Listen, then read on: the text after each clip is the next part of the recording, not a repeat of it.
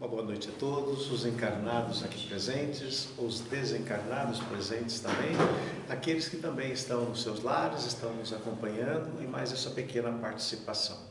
E antes de mais nada, nós vamos convidar a todos para que possamos fazer a nossa prece a Deus, nosso Pai. E Deus ofereceu a nós, humanidade, Jesus, o seu Filho amado, como se profere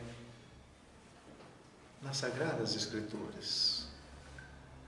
Não porque ele fosse o único,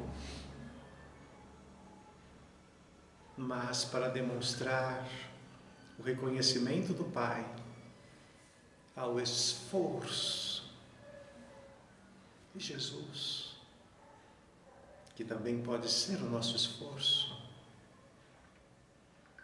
de subirmos até Ele.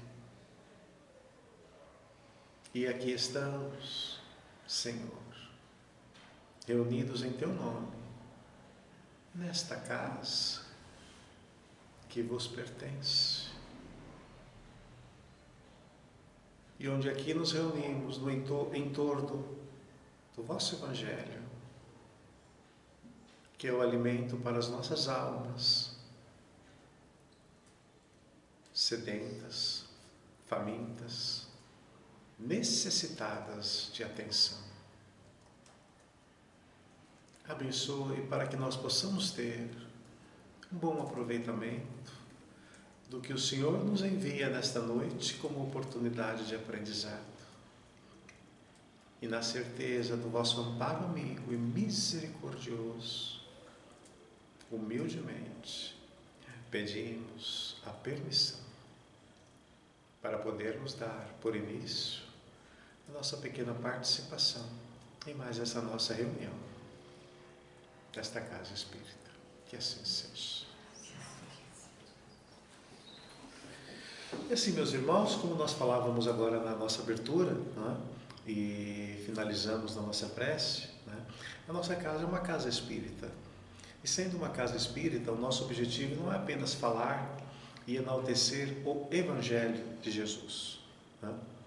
Que todos nós sabemos, não é um Evangelho para os cristãos. É um Evangelho que nasce no berço cristão, mas que na verdade ele se destina a toda a humanidade, a cristãos e a não cristãos, a judeus, a islâmicos, aqueles mesmos que não tenham nenhuma religião. Porque, na verdade, o Evangelho que Jesus nos apresenta é o Evangelho que se destina à integração das massas, à integração dos povos. E na medida que nós passamos a compreender, né, o significado disto, tudo muda na nossa existência, né? E aí nós passamos a compreender, né, por que quando Jesus estava na terra, ele polarizava no entorno dele, né, judeus e não judeus. Todos queriam ouvir, porque Jesus trazia uma palavra naquele momento que era a palavra da salvação. Era a palavra que as pessoas queriam ouvir, que viesse ao encontro das suas dores, que pudesse trazer o lenitivo para os seus sofrimentos, que pudesse despertar em cada um deles a esperança. Porque a esperança é isto. Ela reafirma, ou melhor, ela é a forma de nós reafirmarmos que nós acreditamos em Deus. E que nós sabemos que se o dia de hoje pode não ter sido o melhor dia da nossa vida, mas nós sabemos que lá na frente haverá um outro dia. Nós sabemos que a página que nós estamos fechando do livro da vida, outra está se abrindo, para que nós possamos escrever uma nova pauta da nossa existência. Nós costumamos dizer que ninguém muda o passado. Nós não mudamos o que nós somos, ou melhor, o que nós fomos. Nós não mudamos o que nós fizemos. Mas se por um lado nós não podemos mudar o que foi feito, mas nós podemos escrever diferente do que foi feito. E nós podemos dar um outro significado ou ressignificar aquilo que nós fomos no nosso passado. Por isso que quando nós falamos nessa questão temporal, passado, presente, futuro, é uma coisa muito interessante, porque nós estratificamos o tempo. Mas vejam, gente, nós estratificamos o tempo. Como se ele realmente fosse passado é passado, presente é presente, futuro é futuro. Mas se nós começarmos a analisar a nossa jornada espiritual, por isso nós iniciamos dizendo que aqui nós não falamos apenas o Evangelho de Jesus, mas nós falamos o Evangelho de Jesus sob a interpretação espírita. Nós começamos a ressignificar essa estratificação temporal. E como é que nós podemos dizer que isto é um fato? Basta nós observarmos às vezes, meus irmãos, que aquilo que nós chamamos de passado é mais presente do que o próprio presente. Já pensaram isso? Que aquilo que nós estamos falando do nosso passado está mais presente na nossa vida, na forma de sensações, na forma de pensamentos. Sabe aquelas coisas que quando você lembra de como foi, é como um vulcão de sentimentos que nos banham no presente? Mas como pode, se aquilo era passado? Se aquilo aconteceu às vezes há décadas? E é como se eu ainda estivesse vivendo aquele momento. Então é por isso que nós estamos dizendo que quando nós estratificamos o tempo, chamando de passado, presente e futuro, é como se fossem três coisas diferentes. Mas muitas das vezes elas não são assim. Mas é a partir da doutrina espírita que nós passamos a compreender melhor esse ponto. Por quê? Porque vem a doutrina espírita. Primeiro, ela demonstra que os mortos vivem e que, na verdade, a morte não existe. Aliás, ela vem explicar aquilo que aconteceu com Jesus há 2000 anos atrás, quando ele, depois de ter sido crucificado, todos nós sabemos, ele ressuscitou ao terceiro dia, e depois de ressuscitar ao terceiro dia, ele ainda continuou ali convivendo com os apóstolos, com os não apóstolos, ensinando, pregando, doutrinando, evangelizando por mais 40 dias. E conforme diz as Sagradas Escrituras, é a partir daí que ele se eleva aos céus. Não é isso? Pois então, vejam como são as coisas. 19 séculos depois vem a doutrina espírita, vem explicar aquilo que de fato aconteceu com Jesus, que na verdade ele apenas estava deixando a todos os olhos que a morte não existe, que aquele homem pregado lá na cruz, aquilo que nós enxergávamos ali, resumia-se apenas no seu corpo físico. E assim com ele, assim conosco também. O dia que desencarnarmos, o nosso corpo de carne fica na terra e a alma prossegue na sua jornada. Então a doutrina espírita, 19 séculos depois, vem explicar para todo mundo que a morte não existe. Mais ainda, ela vem explicar que os ditos mortos foram aqueles que estiveram conosco e outros milhares e milhares que muitas das vezes nós nem sabemos quem são, mas que fazem parte do mundo espiritual que nós vivemos. A doutrina vem explicar o que é esse mundo espiritual, que não é um mundo de fadas, de contos. Que nesse mundo espiritual nós vamos encontrar lugares maravilhosos e vamos encontrar lugares muito tristes, infelizes, mas que é a consequência daquilo que cada um de nós, na nossa jornada, vamos plantando, e a colheita chega algum dia. E é aí que nós vamos ver a chamada justiça divina. Aí nós vamos encontrar todo um relato da justiça divina, lá no livro da codificação espírita, chamado O Céu e o Inferno, em que você vai encontrar lá o depoimento dos próprios espíritos, né? Dos espíritos felizes, dos espíritos infelizes, daqueles que se mataram, né? Daqueles que foram matados, né? Como a gente diz, né? Tem aqueles que se matam, tem aqueles que são matados, né? E aí nós vamos começando a entender o que é esse mundo espiritual. Então a doutrina espírita veio demonstrar, explicar para todos, indistintamente, né? o que é essa questão da vida e pós-vida, e da vida que antecede. E aí nós conseguimos entender que quando nós desencarnamos, o corpo de carne fica lá, sepultado, mas nós levamos na nossa alma todas essas impressões.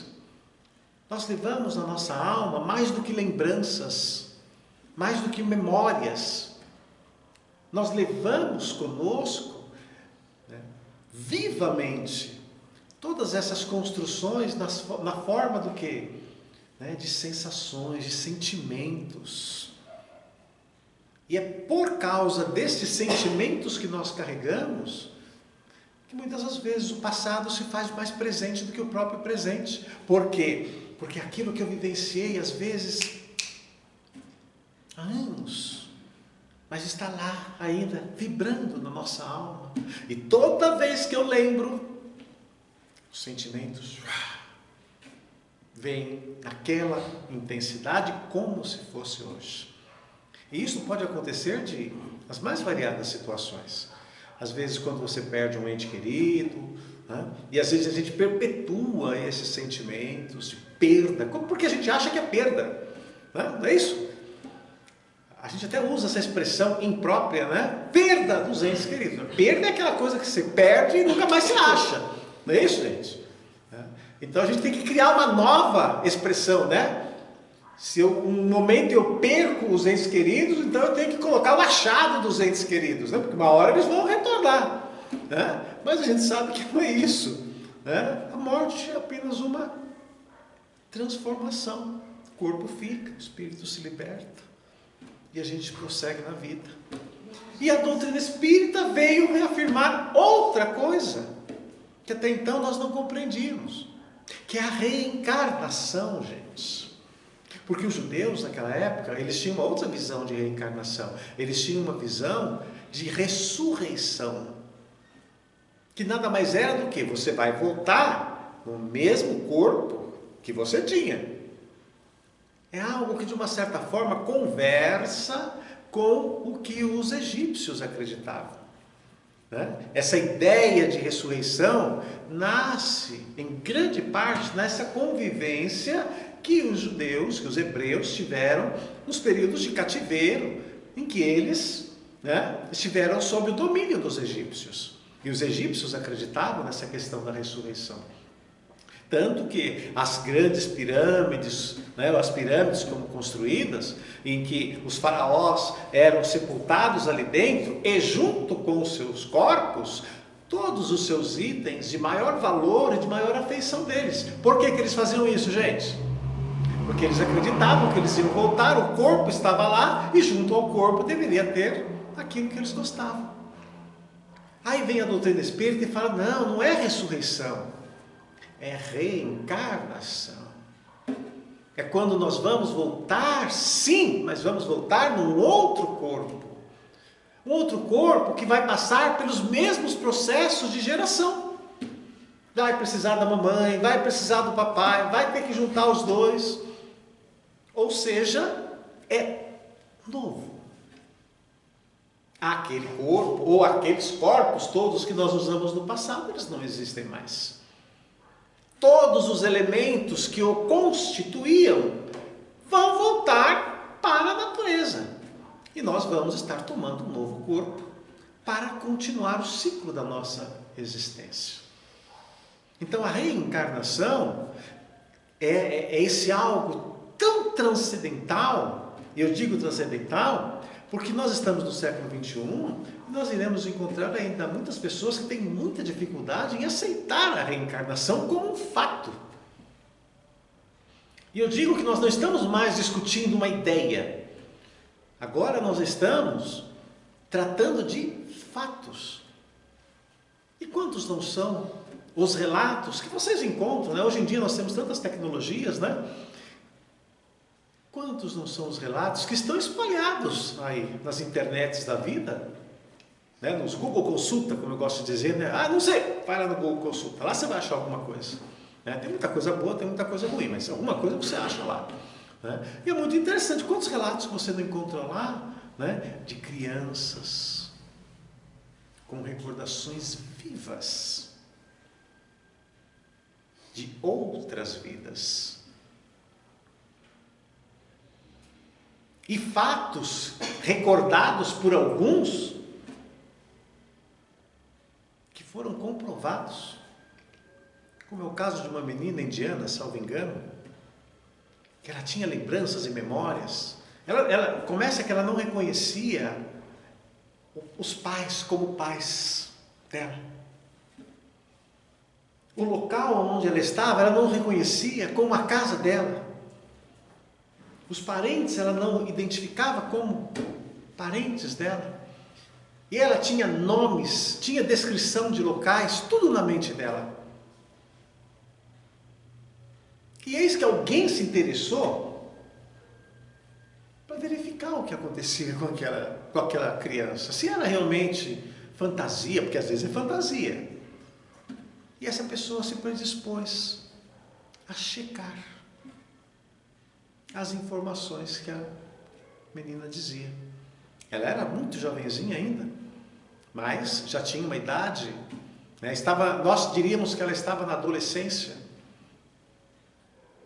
mas as suas descrições, o nome das pessoas, era tudo muito preciso, ao ponto de oferecer condições para que alguém fosse verificar. E eis que essa pessoa vai verificar e encontra exatamente o lugar que a menina descrevia. Mais ainda, encontra nesse local as pessoas que ela mencionava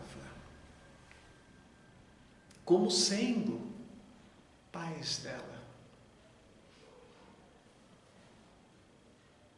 E qual é a história que essa pessoa comprovou?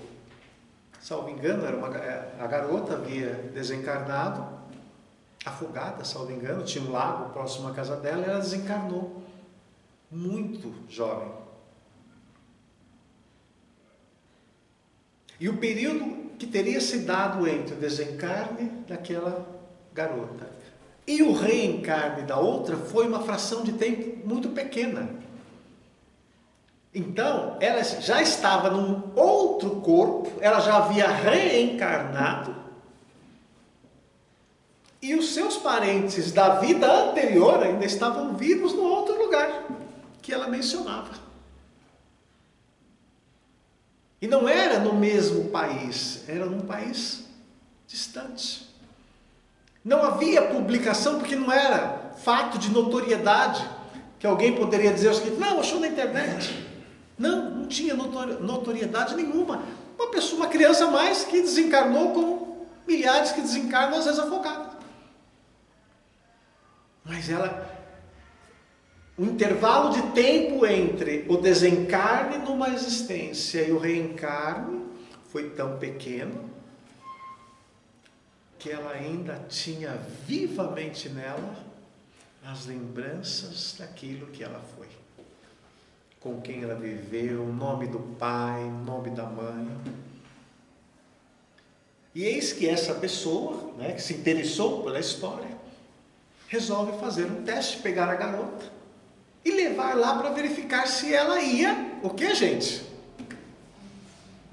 Identificar as pessoas, Porque falar o nome, de repente ela leu, E eles levaram a garota lá. E qual não foi a surpresa? Colocaram uma outra pessoa para se apresentar como sendo o pai dela. Mas quando ela entrou, esse não é o meu pai. Aquele é o meu pai. E começou olha, isso aqui, aquilo ali, aquilo acolá. Ela começou a identificar tudo o que tinha no ambiente da casa em que ela morava antes. Aí eu pergunto para vocês: passado, presente e futuro são coisas diferentes, meus amigos? Ou nós estamos falando de uma linha contínua que nem a morte rompe? Ela desencarnou, reencarnou e ainda trazia dentro dela as lembranças vivas e os sentimentos vivos da encarnação anterior dela. Ou seja, nós podemos dizer que era uma garota tão sortuda que ela tinha 2 pais. Literalmente 2 pais. O pai da encarnação anterior e o pai da encarnação presente. Por que nós estamos dizendo isso? Porque a reencarnação é isto. Ela é a oportunidade de nós estarmos reescrevendo a nossa história.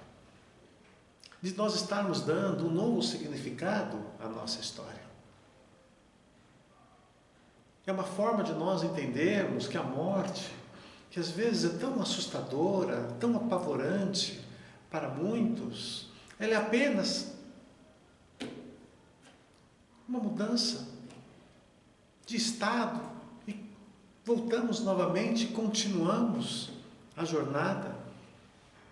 E que fatos como a desta garota que nós estamos citando, existem outros, ao ponto de nós já encontrarmos estudos sendo feitos nas academias para tentar confirmar e validar cientificamente o que é um fato.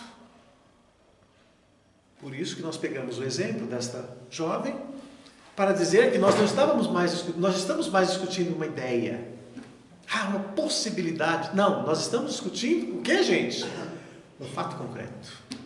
Alguém com tenra idade reconhecendo exatamente, apontando, indicando local, pessoas, as circunstâncias, tudo inerente à sua encarnação anterior. Mas ela já está num novo corpo. Então nós estamos falando da reencarnação como uma janela de oportunidade.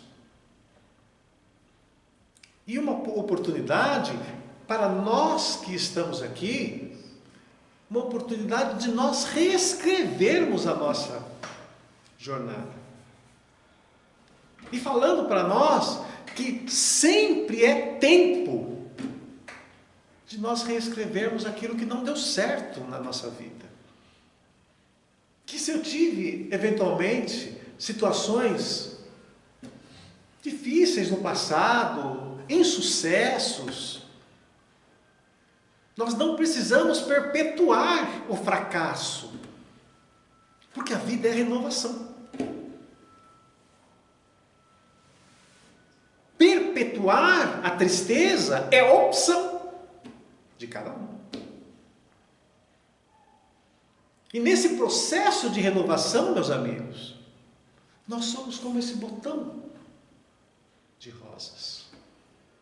que na verdade não é uma rosa, né? Imperfeitamente, isso é uma orquídea, né? Vai ficar chamando de rosa uma coisa que é orquídea, ela pode ficar, né, sensibilizada, né? E não vai abrilhantar mais a nós, né? Então, como essa orquídea, né? Essa orquídea, meus amigos, ela já tem 4 anos. 4 ou 5 anos. 4 anos, a minha esposa está lembrando, 4, né? 4 anos. Vejam como é o ciclo da vida, né? Ela nasceu assim? Não, ela não nasceu assim. Ela foi crescendo, crescendo, crescendo, né? A gente põe um pouquinho de aguinha nela, não pode pôr muito, mas também não pode pôr nada, né? E ela vai. Todo ano, nesta época aqui, ela...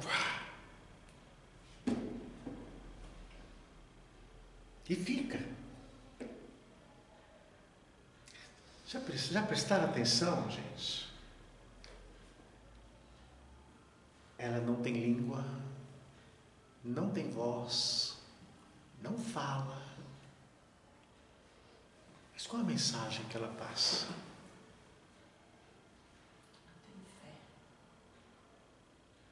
Delicadeza, beleza. Vocês veem que a gente não precisa de muito para nos comunicar com os outros? Que não é pelo muito falar que a gente consegue se comunicar? Uma coisa tão simples comunica mais do que 1000 palavras. Uma coisa tão simples como ela demonstra uma verdade da renovação. Porque todo ano, nessa época, ela flore. Aí quando passa essa época, gente, você olha para ela, parece que ela morreu. Literalmente você fala, nossa, secou o negócio aqui. Fica só os galinhos assim, desse jeitinho assim. Você fala, morreu.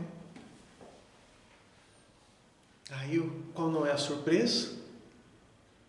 No ano que vem, quando chega nessa época, vamos aí nos botãozinhos, de novo. Aí eu brinco dizendo o seguinte, é a reencarnação, gente. Isso é a reencarnação. É assim. Quando você pensa que morreu, não morreu, voltou de novo. É a vida. A gente não está brincando com o conhecimento, nós estamos falando um fato. Nós também somos assim. Nós temos os ciclos da existência. Estamos aqui, não precisamos de muito, nem para viver. O exemplo dela. Ela precisa da água, da luz, nem muito, nem pouco, né? Ela precisa de pouco. Nós também somos assim. Nós não precisamos de muito. Porque tudo o que nós precisamos, Deus nos dá. E de graça. O ar que nós respiramos está aí. É que às vezes nós supervalorizamos as nossas necessidades. E criamos necessidades que na verdade nós não temos. Mas nós nos esquecemos que no ciclo natural da vida, em algum momento, tudo desaparece, como ela desaparece. Daqui, alguns dias, um pouco mais, uns meses, ela desaparece, mas ela volta. O ano que vem, nós estaremos aqui nessa época e ela estará conversando conosco, mandando a mesma mensagem de beleza, delicadeza, se comunicando conosco. Assim é a vida. A vida é esse processo de renovação. É esse processo de restauração. Se nós eventualmente perdemos oportunidades no passado, temos a chance de recomeçar de novo. E que nós não precisamos perpetuar o sofrimento, o insucesso, o fracasso. Porque Deus não está nos dando apenas um novo corpo físico. Ele está nos dando uma nova oportunidade. E nesta nova oportunidade, só depende de nós as escolhas que nós vamos fazer daqui para frente. Hoje nós estamos aqui no corpo físico, mas nós estamos aqui circundados de muitos irmãos espirituais. Daqui a pouco, eles vão estar aqui, na carne. Nós estaremos do lado de lá. Eles vão estar passando pelo que nós estamos passando aqui. E nós estaremos observando. É difícil mesmo estar lá na terra. Ou vocês acham que muitos espíritos não temem reencarnar? Só de falar de reencarnar, olha, dá um arrepio. E muitos irmãos, isso é uma verdade. Porque eles sabem que não é fácil estar na terra. Mas por que eles são trazidos para reuniões como esta, como foi lido na abertura, às vezes para participar do nosso Evangelho no lar? Sabe por que eles são trazidos? Para que eles possam ver que é difícil, mas é possível.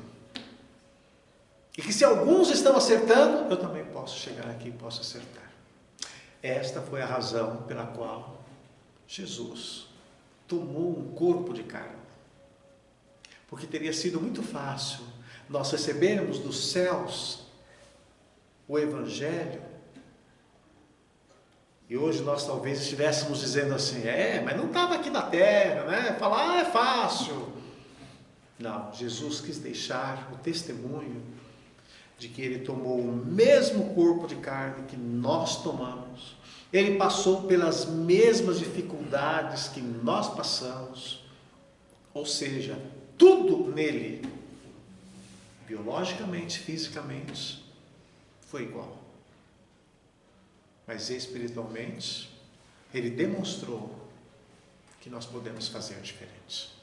Então é nesse sentido, meus amigos, que a mensagem que nós queremos deixar hoje, é que no ciclo da vida, a lei é de renovação. Que nós, independente de quaisquer dificuldades que nós tenhamos, nós devemos guardar a certeza de que tudo na vida passa. E como diz o velho amigo, isso também passará. O que eu falei há alguns minutos atrás já é passado, não é, gente? Mas olha que coisa interessante. Caberá a cada um de vocês tornar isso presente pela lembrança e pela recordação. E enquanto vocês tornarem isso presente pela lembrança e pela recordação, não será passado, será presente. Ok, meus amigos? Vamos levar a bela ilustração aqui da nossa orquídea, porque ela está falando conosco, como dizer que este mundo pode ser hostil, mas a vida é bela. Não é isso? Este mundo pode ser hostil, mas a vida é bela. Só temos que mudar os nossos olhos. Jesus nos abençoe. Vamos fazer a nossa prece de encerramento. Que assim, meus amigos, irmãos e irmãs,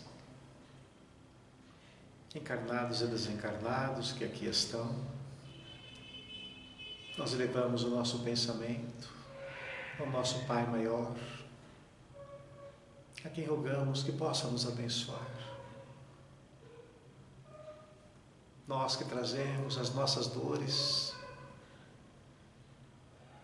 que trazemos também, por vezes, as nossas dúvidas, a nossa insegurança, a nossa incerteza.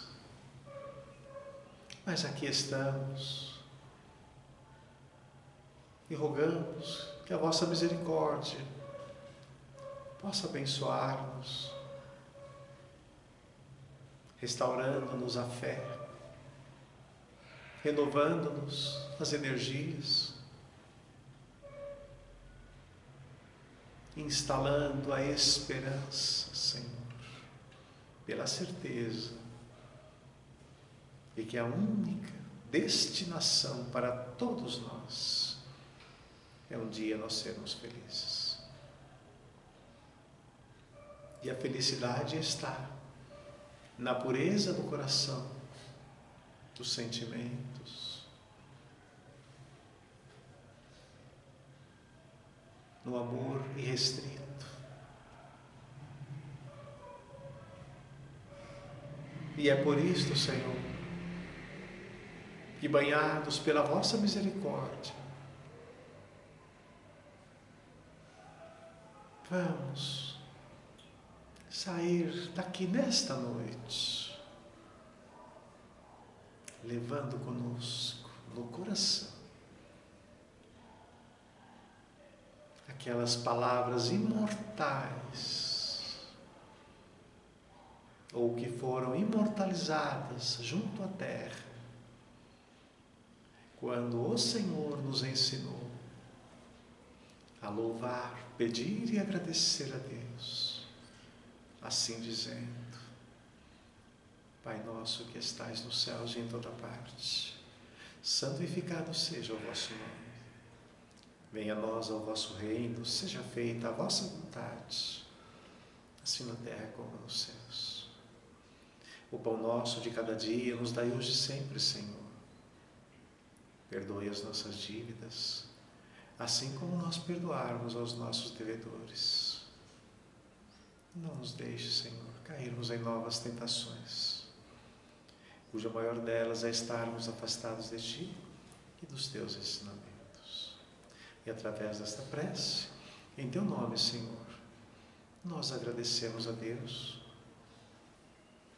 e pedimos as Suas bênçãos e a permissão para darmos por término a nossa pequena participação na nossa reunião de estudos do Evangelho.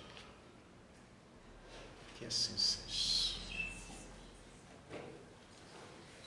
E assim, meus amigos, meus irmãos, que Jesus abençoe a todos, tenham um ótimo final de semana e até a próxima oportunidade, se Deus assim permitir. Uma boa noite a todos.